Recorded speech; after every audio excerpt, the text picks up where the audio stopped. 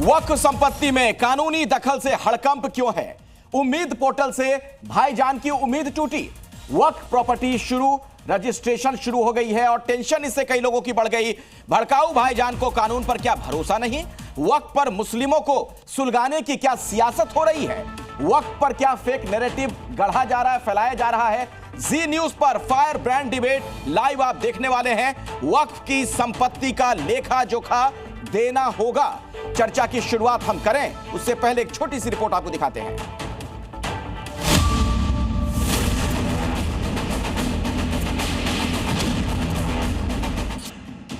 देश भर में मौजूद वक्फ संपत्तियों के रजिस्ट्रेशन के लिए केंद्र सरकार ने कल से unified Waqf management, empowerment, efficiency and development यानी उम्मीद पोर्टल शुरू कर दिया है। खास बात यह कि देश भर की सभी वक्फ संपत्तियों को 6 महीने के अंदर रजिस्ट्रेशन कराना जरूरी होगा। यानी जिन संपत्तियों का रजिस्ट्रेशन 6 महीने के अंदर नहीं हुआ, उनकी वैधता पर सवाल खड़ा हो जाएगा। पहले इतना जल्दी क्या है पोर्टल का काम करने का? हिंदुस्तान में तो बहुत सारी चीज़, पहले उस पर ध्यान दिया जाए। खास तौर से इसी चीज़ पे ध्यान दिया जा रहा। इसलिए क्योंकि वक्फ बाय यूजर का मामला सुप्रीम कोर्ट से अभी क्लियर नहीं हो पाया है। ऐसे में सवाल उठता है कि क्या वक्फ बाय यूजर वाली प्रॉपर्टी का रजिस्ट्रेशन कैसे होगा, क्योंकि ऐसी संपत्ति का कोई दस्तावेज तो है ही नहीं। यानी इसी मुद्दे पर एक बार फिर से विवाद उठना तय है और नए कानून का विरोध करने वालों का तर्क अपनी जगह है। इन्हीं सब मुद्दों को लेकर आज की बहस होगी।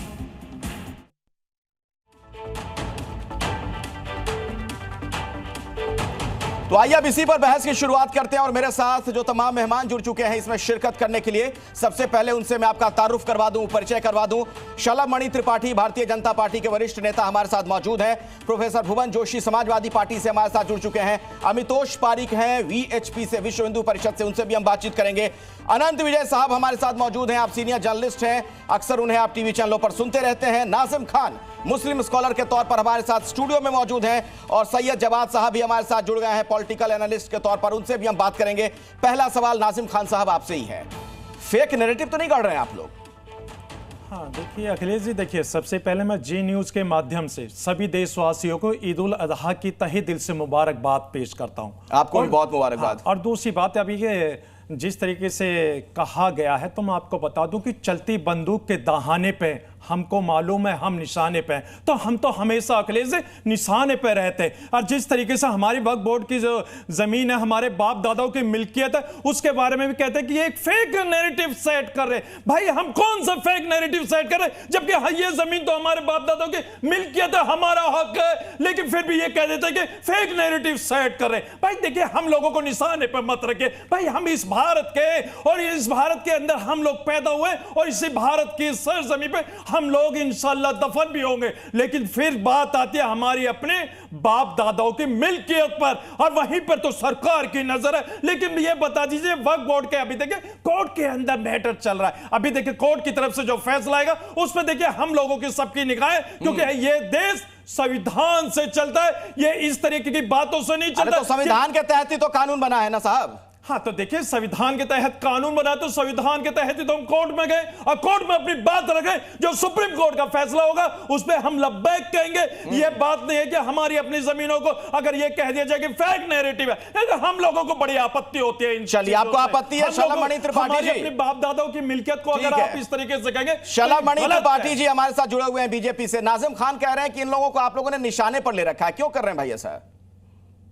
देखिए अभी इन्होंने चर्चा की और ये कहा कि संविधान के तहत कानून बना है, संविधान के तहत ये कोर्ट गए, तो ठीक है संविधान के तहत कानून बना है, संविधान के तहत कोर्ट गए हैं, संविधान के तहत जो निर्णय आएगा उसको हम भी मानेंगे, ये भी मानेंगे।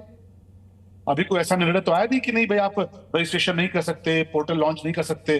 और एक बहुत बड़ा तबका अखिलेश भाई, अगर आप चर्चा करेंगे तो बहुत बड़ा एक तबका जो गरीब मुसलमानों का है, जो पसमानदा मुसलमानों का है, जो कमजोर और बेबस मुसलमान है, वो तो बहुत खुश है, मिठाइयां बांट रहे हैं। हमारे क्षेत्रों में बांटी, मैं देवरिया से आता हूँ, देवरिया विधानसभा से, हमारे क्षेत्रों में बहुत सारे पसमानदा भाई हैं, मुसलमान भाई, बहुत सारे गरीब मुसलमान हैं, जिन्होंने कहा नहीं साहब इस पे तो एक तबके ने कब्जा कर रखा था, जो प्रभावशाली लोग थे, जो बाहुबली थे, जो दबंग थे, और ये तो बहुत अच्छा काम हुआ है। तो सरकार ने अपना काम पूरे नियमों के दायरे में रहकर किया है। बाबा साहब भीमराव अंबेडकर जी का संविधान जो कहता है उसके दायरे में रहकर किया। और बड़ा स्पष्ट ये कहना चाहता हूं कि इस देश में बाबा साहब भीमराव अंबेडकर जी का संविधान चलेगा, कोई शरिया नहीं चलेगा। हम सब बाबा साहब के सरिया की संविधान बात को कौन मानते कर रहा हैं, है? उसके रास्ते नहीं सरिया की बात कौन कर रहा है सर? नहीं, मुझे आपत्ति है, ये बता दीजिए देश के अंदर सरिया की कौन बात करता है? हाजी नाजिम खान संविधान की बात करता है, सरिया की बात तो नहीं करी। यही तो एक नैरेटिव है, फैक्ट नैरेटिव जो आप लोग फैलाते हैं देश के अंदर। आप लोग इस तरीके का नैरेटिव जो फैला के एक कम्युनिटी को टारगेट करते हैं, और जब भी तो हम कहते हैं कि चलती बंदूक के दहाने पे हमको मालूम है हम निशाने पे। आपके ये जो फैक्ट नैरेटिव है, इससे कहीं ना कहीं एक कम्युनिटी को टारगेट करके हम लोगों का जो यकीन है उस पर आप अटैक करने की कोशिश करते हैं। इस तरीके से भ्रम मत फैलाइए सर। अरे सर, आप संविधान की शपथ तो लीजिए तो ताकि देश के अंदर अमन में सुकून बना रहे। में 3 तलाक जायज था, बाबा साहब भीमराव अंबेडकर जी के संविधान में जायज नहीं था, हमने खत्म कर दिया। आपने तो कभी नहीं कहा कि 3 तलाक खत्म करो, लेकिन शरिया में जायज था। बाबा साहब सुन लीजिए, 3 तलाक के बात आप कर रहे हैं। 3 तलाक मेरे कुरान के अंदर नहीं है, लेकिन संविधान के तहत कानून बना तो हम लोगों ने स्वीकार करा, क्योंकि संविधान के तहत अगर आपने अगर कुरान पढ़ लिया होता तो आप ये 3 तलाक की बात कर रहे थे तो आप नहीं कहते कि 3 तलाक नहीं होता। लेकिन संविधान के दायरे में कानून बना, हम संविधान को मानने वाले तो हमने ये कानून स्वीकार किया। संविधान को आप मानने वाले हैं जनाब, तो संविधान को मानने वाले हैं तो संविधान के तहत ही तो कानून बना, तो फिर आप कहां संविधान को मान रहे हैं? संविधान अपनी बात में आप फंस गए। नहीं संविधान अरे शरिया को मानने वाले लोग हैं, ये बहुत भी तो बना था, क्यों वापसी ले लिया? क्या वो संविधान के तहत नहीं बना था? लेकिन ये लोग मैं सैयद जवाब साहब को चर्चा में जोड़ना चाहूंगा। ठीक है नाजिम खान साहब, हो गई आपकी बात। शलामणि जी, अगर छोटे में 20 सेकंड में आप कुछ कहना चाहें जल्दी से, फिर कुछ और मेहमानों के पास जाऊंगा। देखिए, बहुत स्पष्ट कह रहे हैं, बाबा साहब भीमराव अंबेडकर जी का संविधान मानना पड़ेगा, शरिया नहीं चलेगा। 3 तलाक खत्म किया, डंके की चोट पर खत्म किया, 370 खत्म की, उसका फायदा नहीं अखिलेश भाई, 370 का फायदा लेकर हमारे ओबीसी भाइयों को, दलितों भाइयों को आरक्षण नहीं लेने देते थे। डंके की चोट पे बाबा साहब का संविधान लागू कर दिया, और यहां भी बाबा साहब का संविधान चलेगा, कोई शरिया नहीं चलेगा। ठीक है, जवाब साहब सुन रहे हैं आप, सब कुछ संविधान के तहत हो रहा है, संविधान ही चलेगा, फिर दिक्कत क्या है, आपत्ति क्या है? जी अखिलेश भाई, बहुत बहुत धन्यवाद आपको और आपके सभी दर्शकों को मेरा जय हिंद जय संविधान, और सभी लोगों को ईद की ढेर सारी शुभकामनाएं और मुबारकबाद। देखिए, भारतीय जनता पार्टी हम दो, हमारे दो और हमारे और दो की सरकार है, जैसा मैं कहता चला। इनका करप्शन का और इनकी पार्टी का पुराना नाता है। ये मतलब एक दूसरे के एक सिक्के के 2 पहलू हैं, कि एक तरफ करप्शन है और दूसरी तरफ जो है वो भारतीय जनता पार्टी है। मैं इसलिए कह रहा हूँ, उदाहरण में इनको जो है अपने उद्योगपति जो इनके मित्र हैं, ये उनके लिए काम करते हैं, ये देश की जनता के लिए काम नहीं करते हैं, और चंद उद्योगपतियों के लिए काम करते हैं। देश के लोगों के लिए काम करते हैं, गद्दारों के लिए काम नहीं करते, पाकिस्तान के लिए काम नहीं करते, देश के लोगों के लिए काम करते हैं। उद्योगपति देश के ही है, पाकिस्तान के नहीं है। उनके लिए सोचिए जो पाकिस्तान के लिए रोते हैं बैठ के हिंदुस्तान में, अरे जो पाकिस्तान के मारे जाने पे हिंदुस्तान में रोते हैं, उनके लिए सोचिए ना। के लिए करते हो, भारत के उद्योगपतियों के लिए करते, पाकिस्तान के लिए नहीं करते, पाकिस्तानियों के लिए नहीं करते। पाकिस्तानियों के मारे जाने पर जो है, पाकिस्तानी आतंकियों के मारे जाने पर आंसू नहीं बहाते। जल्दी से जवाब साहब, जल्दी से।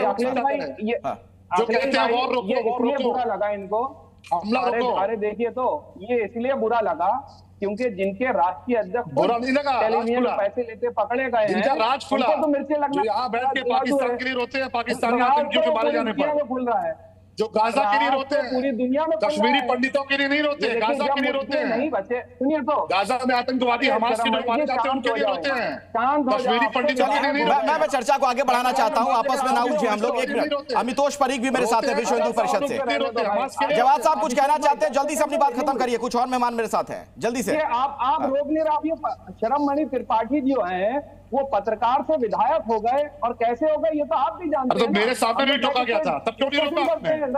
मेरी बारी में भी टोका गया था, आपके दोस्त टोक रहे थे, मेरी बारी में आपके दोस्त टोक रहे थे। बोलिए बोलिए, जानते हैं आप विधायक कैसे होगा, छोड़िए। दूसरी चीज मैं कह रहा हूं, नहीं आपने बना दिया, क्या बनाया? देवरिया की जनता ने बनाया। वक्फ बोर्ड की जमीनों पर, वक्फ बोर्ड की जमीनों के ऊपर भारतीय जनता पार्टी की नजर है, उनके उद्योगपतियों मित्रों की जो नजर है वो जमीन पर है। जैसे मैंने उदाहरण देता हूं, बार बार देता हूं हर चैनल पे, जैसे अयोध्या के अंदर इन्होंने डिफेंस की जमीन का नेचर और कैरेक्टर चेंज करके अपने चंद उन्हीं पसंदीदा उद्योगपति मित्रों को दिया है, उसी तरीके से जो वक्फ बोर्ड की प्रीमियम प्रॉपर्टी, जैसे इनके बड़े उद्योगपति मित्र हैं, लोग कहते हैं कि उनका घर भी जो है वो बना हुआ है वक्फ बोर्ड की जमीन के ऊपर। नहीं तो आप अब ये सिर्फ करना कहीं सुनी चाहते बातों हैं के आधार कि पे चर्चा कर रहे हैं कि कोई प्रमाण भी आपके पास है?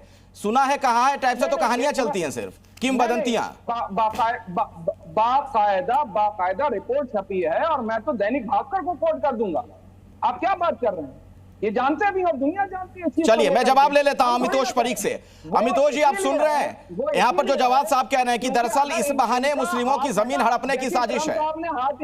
ठीक है, हो गया, अब आपकी बात हो गई, बाकी लोगों को भी बोलने दीजिए। अमितोष जी, भारतीय जनता पार्टी ठीक है, अमितोष जी, हाँ जवाब दीजिए अमितोष जी।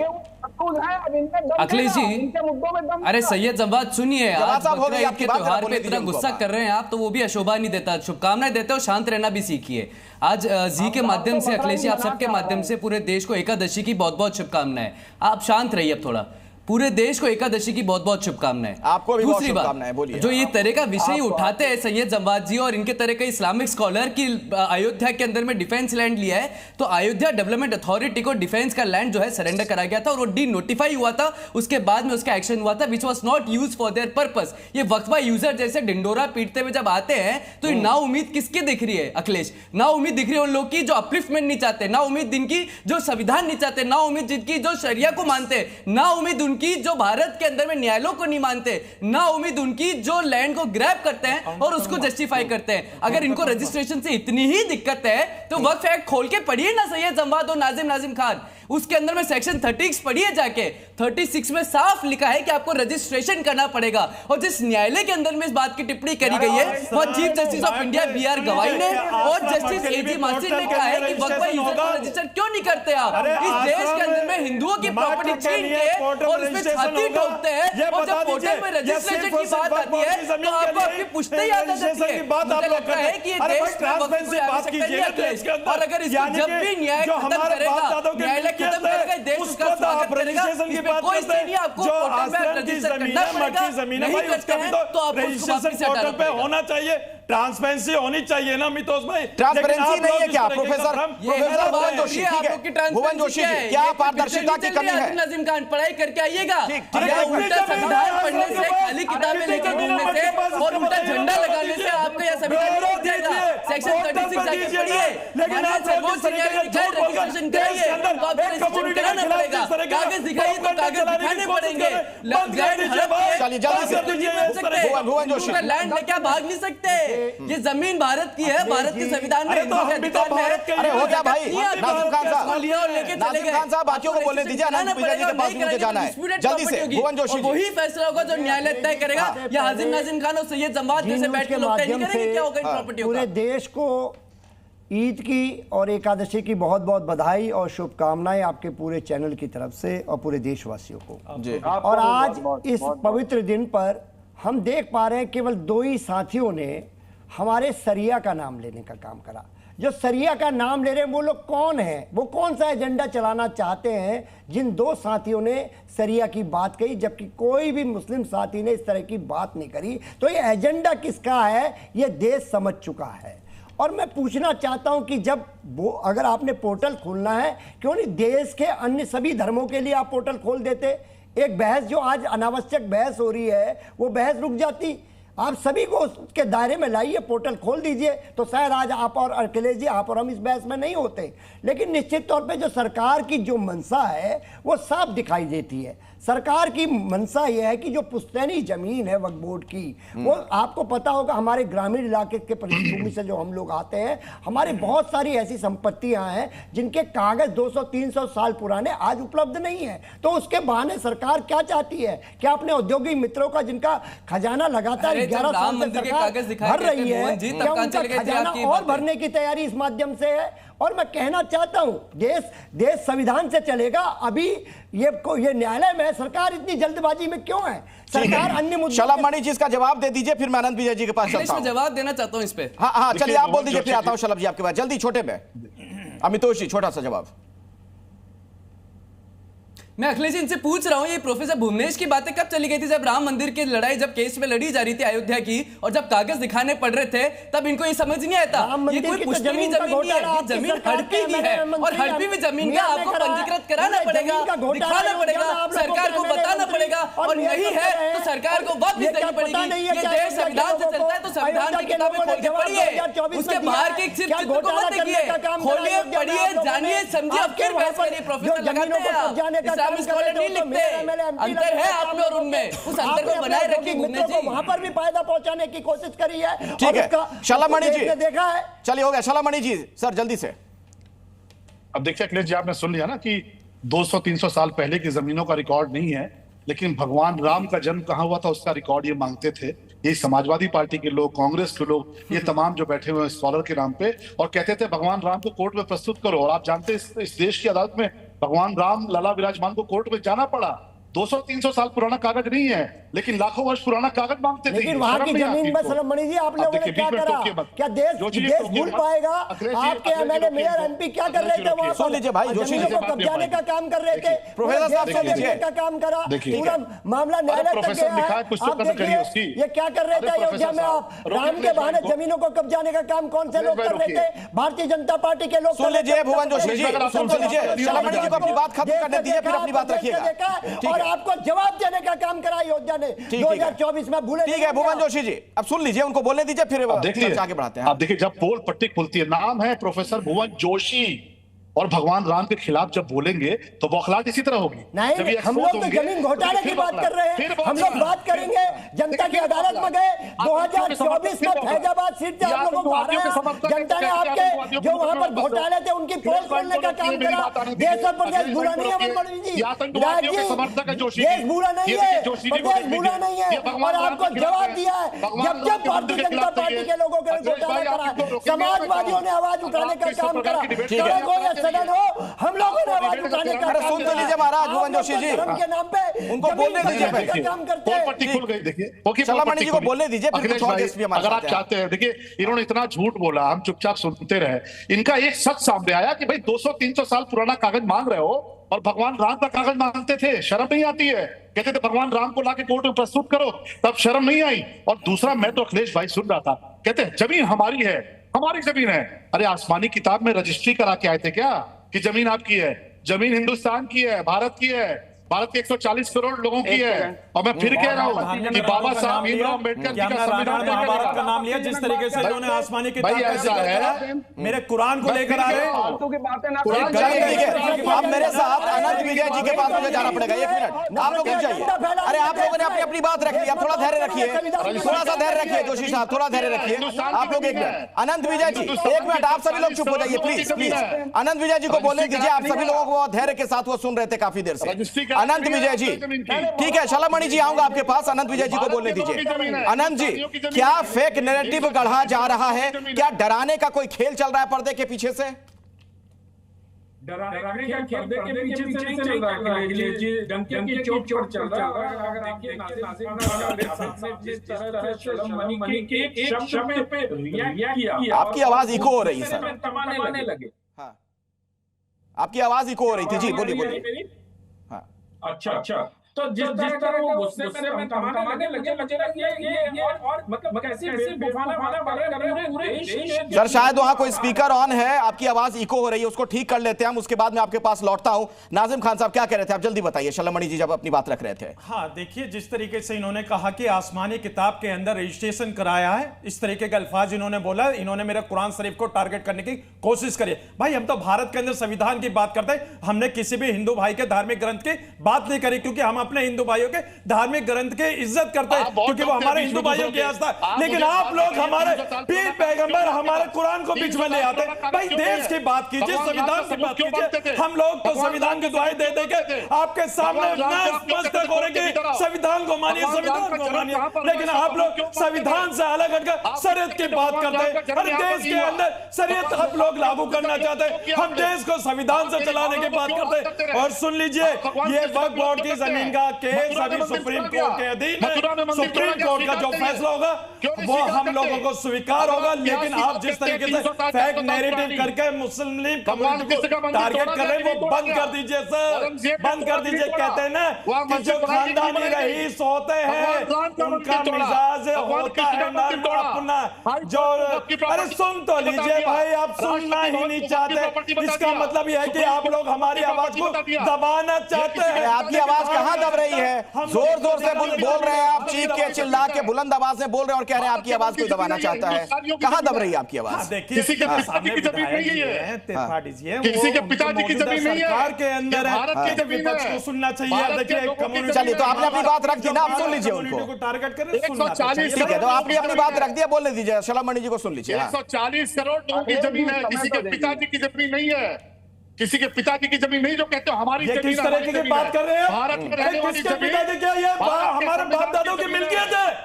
ये किस तरह की बात आप कर रहे हैं? यानी कि आप संविधान के खिलाफ बात कर रहे हैं। ठीक है, अमितोष जी कुछ कहना चाह रहे थे। हाँ, अमितोष जी देना चाहता हूं। हाँ, अमितोष जी। अजीम नाजिम, वो खिसियानी बिल्लियां है जो खंबा नोच रही चीख चीख के। मैं वक्फ एक्ट आपके सामने रख रहा हूं। इस वक्फ एक्ट का सेक्शन 36 है। इन दोनों से और तीनों से मैं आर्ग्यू करूंगा, इसको कॉन्ट्ररी करिए। क्या लिखा है? एवरी वक्फ वेदर क्रिएटेड बिफोर और after the commencement of this act shall be registered. और आपको यही तो कहा गया है कि इसको रजिस्ट्रेशन कराइए पोर्टल में। तो आप क्या आपके ही कानून के खिलाफ है? जो वक्त के अंदर लिखा है, आपने मियाद सेट कर दी कि 1 साल के अंदर ही आप दावा कर सकते हैं किस पक्ष के लिए जिसकी प्रॉपर्टी आप हड़पते हैं, लेकिन आप वक्फ बाय यूजर होते हुए उसको रजिस्टर ही नहीं करेंगे। और यही सवाल माननीय सर्वोच्च न्यायालय ने उठाया, क्यों इतने सालों से उन प्रॉपर्टियों का रजिस्ट्रेशन? अरे तो सर्वोच्च न्यायालय का इंतजार करिए, यही तो हम कह रहे हैं।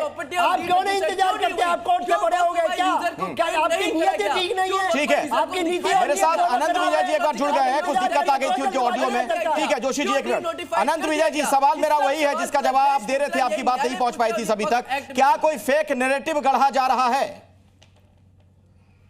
अखिलेश जी, फेक नैरेटिव आज से नहीं गढ़ा जा रहा। फेक नैरेटिव जब ये बिल के तौर पर संसद में पेश हुआ था और बिल के दौरान जब चर्चा हुई थी तब भी गढ़ा गया था कि आपकी मस्जिद ले ली जाएगी, आपके तमाम चीजें ले ली जाएंगी, आपके कब्रिस्तान ले लिए जाएंगे। और इसमें जिस प्रकार से मैं अभी समाजवादी पार्टी के प्रवक्ता को सुन रहा था, शरिया शब्द सुनते ही उनको लगा मिर्ची लग गई हो। हमें नहीं लगी, आप लोगों के भारतीय जनता पार्टी के लोग कर रहे हैं, ये विश्व हिंदू परिषद के लोग कर रहे हैं। हम लोगों ने तो शरीयत की बात नहीं करी है। अरे सुन लीजिए, उन्हें कहने दीजिए, अपनी बात। समय नहीं है मेरे पास, पूरी डिबेट में हो। मेरे पास जोशी जी समय नहीं है। अरे भाई सुन लीजिए, भुवन जोशी जी, आप इतने आक्रोशित क्यों हो जा रहे हैं, गुस्से में आ जा रहे हैं? उनको अपनी बात खत्म करने दीजिए। अनंत जी जल्दी से। शरीयत की बात भाजपा कर रही है, विश्व हिंदू परिषद कर रही है। हम इस देश के संविधान की बात कर रहे हैं। ठीक है जोशी जी, सुन तो लीजिए, जितना भी फैला ले आप। लेकिन जिस प्रकार से नाजिम साहब और सैयद जब्बार साहब दोनों ने विरोध जताया और जिस तरह से आज ईद जैसे पावन पर्व पर ये लोग क्रोध से लाल पीले हो रहे हैं, थोड़ा ठंडा रखिए दिमाग को। कानून के हिसाब से चल रहा है ये सरकार। कोर्ट ने भी उसको अभी स्टे नहीं किया है। किसान को वापस लिए आप लोगों ने, जमीन नहीं है, वापस लिए आप लोगों ने, आपका तो वापसी देंगे। ठीक है, ये चर्चा और लंबी हो सकती थी, लेकिन वक्त फिलहाल इसकी इजाजत नहीं देता है। आप तमाम मेहमानों का बहुत बहुत शुक्रिया इस चर्चा में हमारे साथ जुड़ने के लिए। एक छोटे से ब्रेक का वक्त हो चला है, फौरन लौटेंगे बड़ी खबरों के साथ। आप देखते रहिए जी न्यूज। जी न्यूज।